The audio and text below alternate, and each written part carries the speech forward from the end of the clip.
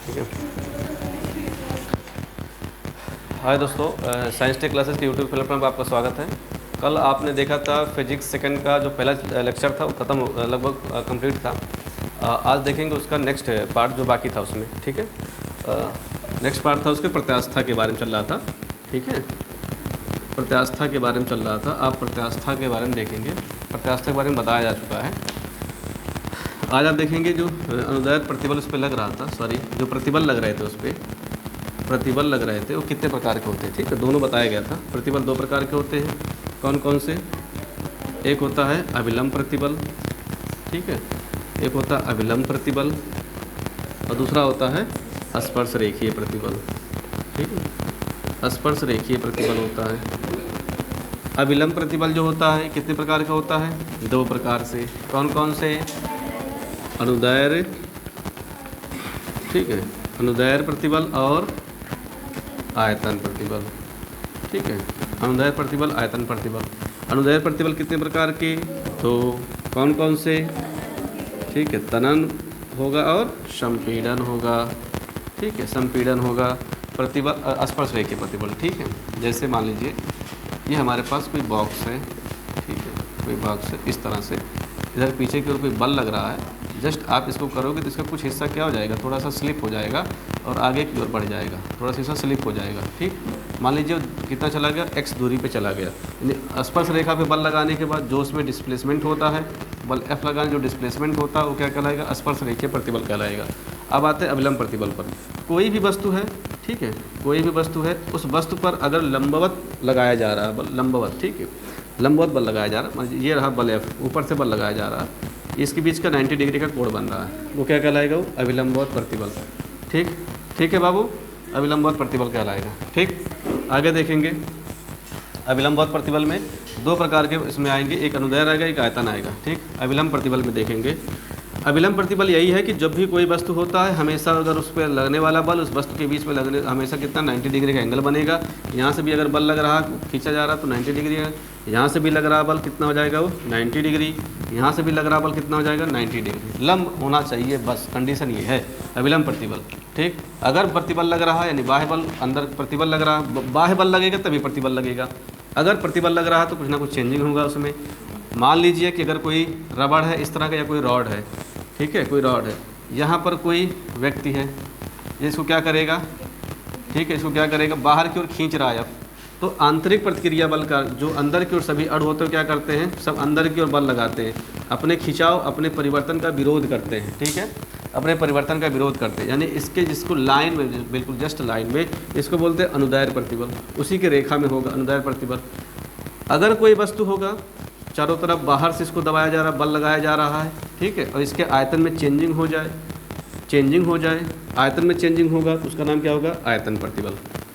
उसका नाम होगा आयतन प्रतिबल। ठीक, ये हो गया। तो अनुदैर्ध्य प्रतिबल दो प्रकार से हो सकता है, या तो आप इसको बाहर की तरफ खींच सकते हो, बाहर की तरफ खींच सकते हो, उसको बोलते हैं तनन। अंदर की ओर दबा सकते हो, उसको बोलते हैं संपीड़न। जब लंबाई बढ़ जाएगी, ठीक है, पहले लंबाई L थी, अब होगी स्मॉल L, थोड़ा सा बढ़ गया, टोटल लंबाई हो गया L प्लस स्मॉल l, ये क्या कहलाएगा? तनन प्रतिबल। पहले लंबाई कितनी थी? मान लीजिए L, आपने बल लगाया, उसकी लंबाई थोड़ा सा डाउन हो गई, ठीक है, स्मॉल l थोड़ी सी डाउन हो गई, कम होगी उसकी लंबाई। जब लंबाई कम हो जाएगी उसको बोलते हैं संपीड़न। ठीक है, तो फाइनली आपने देखा प्रतिबल दो प्रकार का होगा, अभिलंब प्रतिबल और स्पर्श रेखीय प्रतिबल। अभिलंब प्रतिबल दो प्रकार से, अनुदैर्ध्य और आयतन। अनुदैर्ध्य मतलब उसकी जस्ट उसकी रेखा में बल लगाया जाएगा, या तो दबाया जाएगा, इसको फैलाया जाएगा। आयतन प्रतिबल में क्या होगा? आयतन प्रतिबल में उसको चारों तरफ से बल आप लगाए, मान लीजिए उसको आयतन B था, आपने बल लगाया, उसके आयतन में चेंजिंग हो गया कितना? डेल्टा V, थोड़ा सा चेंजिंग हो गया, ये कहलाएगा आयतन प्रतिबल। ठीक, स्पर्श रेखीय प्रतिबल, अगर कोई बॉक्स है उसके ऊपर स्पर्श करके ऐसे बल लगाया जा रहा है, ऊपर से थोड़ा सा स्लिप हो जाए, x दूरी लगाए गए बल उसके विस्थापन के बराबर होता है, प्रोपोर्शनल टू s। ठीक है, आपसे पूछा जाएगा लिखने के लिए, क्या लिखेंगे? अभिलंब प्रतिबल के बारे में बताइए। अभिलंब प्रतिबल की परिभाषा बोलिए, अभिलंब प्रतिबल की परिभाषा बोलिए। हाँ, जब किसी वस्तु के सतह पर अभिलंबवत विरूपक बल लगाया जाता है, हाँ, विरूपक बल लगाया जाता है, तो वस्तु के एकांक क्षेत्रफल पर कार्यरत बल क्या कहलाता है? अभिलंब प्रतिबल कहलाता है। अभिलंब प्रतिबल कहलाता है। अभिलंब प्रतिबल कहलाता है। ठीक है, यही पढ़ा था आपने। दूसरा क्या है? अभिलंब प्रतिबल के प्रकार। कितने प्रकार के? 2 प्रकार के। कौन कौन? अनुदैर्घ्य प्रतिबल और आयतन प्रतिबल। अब ये बताइए, अनुदैर्घ्य प्रतिबल की परिभाषा बोलिए। हाँ, यदि विरूपक बल के कारण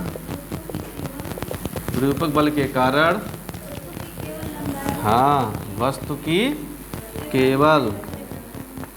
की केवल लंबाई में परिवर्तन हो, ठीक है, परिवर्तन हो, ठीक है, वह अनुदैर्घ्य प्रतिबल कहलाता है। ठीक है, अनुदैर्घ्य प्रतिबल कहलाता है। अनुदैर्घ्य प्रतिबल कहलाता है। अनुदैर्घ्य प्रतिबल कितने प्रकार के होते हैं? 2 प्रकार से। कौन कौन से? तनन और संपीड़न।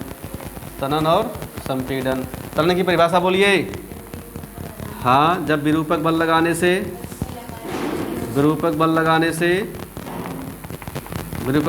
से हाँ वस्तु की लंबाई में वृद्धि हो जाए, ठीक है, तो वो तनन प्रतिबल। दूसरा, जब बाह्य बल विरूपक बल लगाने से हाँ वस्तु की लंबाई में कमी हो जाए, ठीक है, यानी विरूपक बल लगाने से वस्तु की लंबाई में क्या हो जाए? कमी हो जाए, वो कहलाएगा संपीड़न। ठीक, आयतन बोलिए। आयतन की परिभाषा बोलिए। हाँ, यदि किसी वस्तु के प्रत्येक बिंदु पर कार्यरत लंबवत विरूपक बल के कारण उसके आयतन में परिवर्तन हो जाए तो आयतन प्रतिबल कहलाता है। ठीक है, आयतन प्रतिबल कहलाता है। ठीक है, जो बोल रहे हैं उसको ध्यान से सुनिए। ठीक है, आप इसको देख के नोट बनाते रहिएगा सभी लोग। आयतन प्रतिबल कहलाता है। हो गया? ठीक है, स्पर्श रेखीय प्रतिबल। हाँ, तेज बोलो भाई। जब किसी वस्तु के सतह पर अनुप्रस्थ काट के समांतर स्पर्श रेखीय दिशा में विरूपक बल लगाया जाए, ठीक है, जिससे वस्तु x दूरी विस्थापित हो जाए, या तेज बोलो tan थीटा बोलो भाई, जिससे वस्तु, ठीक है, कितना चेंजिंग हो जाए उसमें थीटा ठीक क्या हो जाए? विस्थापित हो जाए। ठीक है, थीटा विस्थापित हो जाए, ठीक है, आकृति बदल जाए उसकी। ठीक है, आकृति बदल जाए क्या कहलाता है? स्पर्श रेखीय प्रतिबल कहलाता है। ठीक है, स्पर्श रेखीय प्रतिबल कहलाता है। ठीक है, चलिए भाई, ये हो गया, स्पर्श रेखीय प्रतिबल कहलाता है। ठीक है, नेक्स्ट टॉपिक क्या था बाबू इसके आगे? विकृति। विकृति किसे कहते हैं? विकृति मतलब होता है चेंजिंग, बदलाव। ठीक है, ध्यान से देखिए। विकृति क्या होता है? तेज बोलिए। वस्तु के आकार अथवा रूप में होने वाले भिन्नात्मक परिवर्तन को, ठीक है, भिन्नात्मक परिवर्तन को विकृति कहते हैं।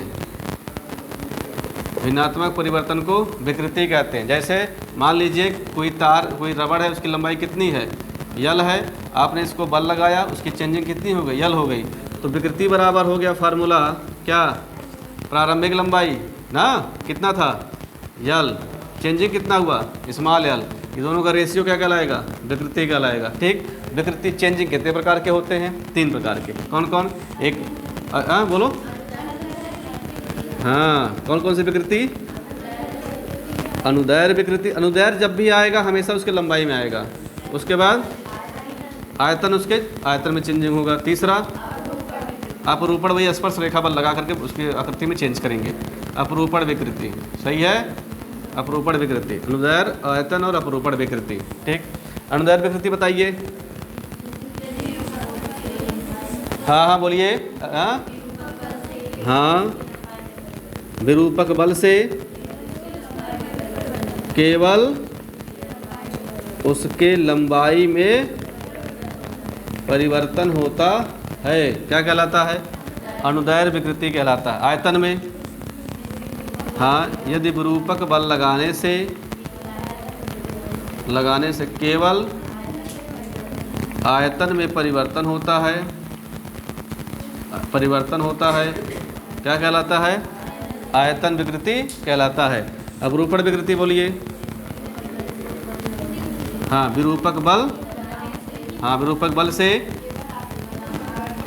केवल आकृति में परिवर्तन होता है, हाँ आकृति में परिवर्तन होता है, जबकि आयतन नहीं बदलता। वेरी गुड, आयतन नहीं बदलता।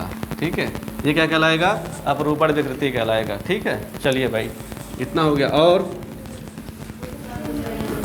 और बोलिए, हुक का नियम, हुक का नियम। ठीक है, ठीक, आप चले जाओ, उधर से निकल जाओ आप। हुक का नियम, हुक का नियम, हुक का नियम बोलिए। हुक का नियम क्या कहता है, प्रतिबल और विकृति में अगर हम ग्राफ खींचें, ठीक है, क्या इन्होंने कहा, अगर हम प्रतिबल यानी जो आंतरिक बल है, अगर प्रतिबल और विकृति में क्या खींचे, ग्राफ खींचे, तो हमको क्या मिलेगा, एक सीधी सरल रेखा मिलेगा। यही कहा था, हुक का नियम था। इन्होंने कहा कि प्रतिबल प्रोपोर्शनल टू विकृति। ठीक है, प्रतिबल प्रोपोर्शनल टू विकृति। ठीक है, क्या होगा, प्रतिबल प्रोपोर्शनल टू विकृति, वो क्या कहलाएगा, हुक का नियम कहलाएगा। नेक्स्ट टॉपिक क्या था, हाँ हो गया बाबू, विकृति हो गया। नेक्स्ट क्या था बाबू, प्रतिबल विकृति का ग्राफ।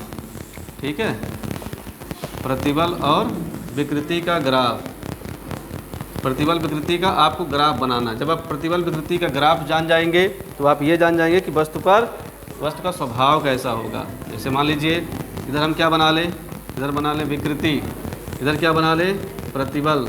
ठीक है, अगर हम ग्राफ किसी वस्तु को लेकर के खींचे तो ग्राफ हमको इस तरह से मिलता है। इस तरह से क्या होता है, ये जो पॉइंट होती है, मान लीजिए O है, ये पॉइंट P है, इस सीमा को कहते हैं प्रत्यास्था की सीमा, ये प्रत्यास्था कहलाता है। ये पॉइंट क्या कहलाता है, ये प्रत्यास्था की सीमा कहलाता है। ये पॉइंट क्या कहलाता है, पॉइंट P से Q तक, पॉइंट Q से यहाँ P से Q तक, ये कहलाता है प्लास्टिक। ठीक है, प्लास्टिक यानी कि क्या बोलते हैं, अप्रत्यास्थ, एक बार चेंज हो गया तो वापस नहीं आएगा। इसी पॉइंट को आगे लेकर के चलेंगे, ये कहलाएगा भंजक प्रतिबल। ठीक है, भंजक प्रतिबल, ये क्या कहलाएगा, एक पॉइंट आएगा यहीं पर, ठीक है, जस्ट डाउन होगा, पॉइंट मान लीजिए S है, इसको कहते हैं विभंजन बिंदु, विभंजन बिंदु। ठीक है, विभंजन बिंदु। ठीक, ये जो ग्राफ बनता है, ये ग्राफ कहीं बाहर से नहीं आया है। जैसे मान लीजिए कि कोई हमारे पास कोई पदार्थ है, आप इसको बाह्य बल लगा करके खींच रहे हो। ठीक है, आप इसको बाह्य बल लगा करके खींच रहे हो, इसको बाहर की ओर खींच रहे हो, इसको बाह्य बल लगा के खींच रहे हो। आप इसको इतना खींचिए कि एक बार आपने खींचा, थोड़ा सा बल लगा के छोड़ दीजिए। ठीक है, इतना बल खींचा आप छोड़ दीजिए, वापस उसी अवस्था में आ जाएगा। तो यानी कि O से लेके P तक अगर आपने बल लगाया, मान लीजिए यहाँ तक मुझे 10 न्यूटन है, आपने 10 न्यूटन का बल लगाया, फिर वापस उसी अवस्था में चला जाए, क्या कहलाएगा, प्रत्यास्था की सीमा। मतलब उसकी प्रत्यास्था खोए ना, आप खींचिए फिर वही चला जाए, प्रत्यास्था की सीमा। दूसरा, एक ऐसा बल लगाइए, एक ऐसा बल लगा दीजिए, एक ऐसा बल लगा दीजिए कि हमेशा हमेशा के लिए उसका रूप क्या हो जाए, चेंज हो जाए, वो क्या कहलाएगा, प्लास्टिक। प्लास्टिक मतलब अब वो क्या हो जाएगा, उसका रूप चेंज हो गया। ठीक, और बल लगाते चले जाइए, जस्ट और बल लगाइए, एक पॉइंट ऐसा आएगा कि उस पर क्या हो जाएगा, इसकी जो बल सहने की क्षमता होगी, मैक्सिमम बल सहने की क्षमता होगी, वह पॉइंट क्या कहलाएगा? भंजक प्रतिबल। और बल लगाते चले जाइए, एक पॉइंट ऐसा आएगा जिस पॉइंट पे क्या जाएगा, बिल्कुल पूरी तरह से वह वस्तु क्रैक हो जाएगा, टूट जाएगा, वो कहलाएगा विभंजन बिंदु।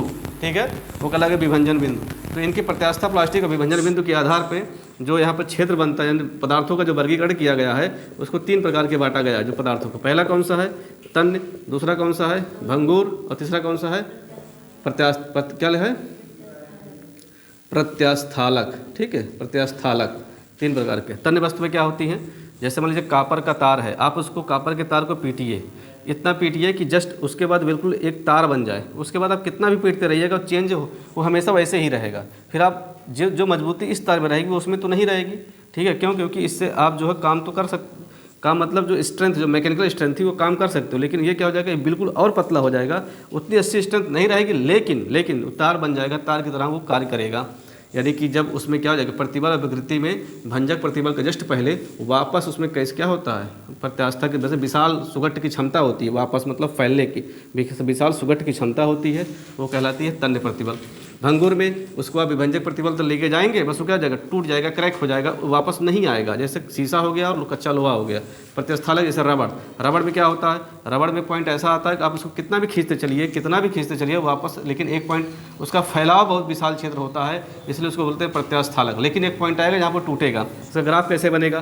तन्य वस्तुओं का प्रतिबल में, ठीक है, और विकृति में अगर आप ग्राफ खींचेंगे, प्रतिबल और विकृति में अगर आप ग्राफ खींचेंगे तो इस तरह से ग्राफ बनेगा, इस तरह से ग्राफ।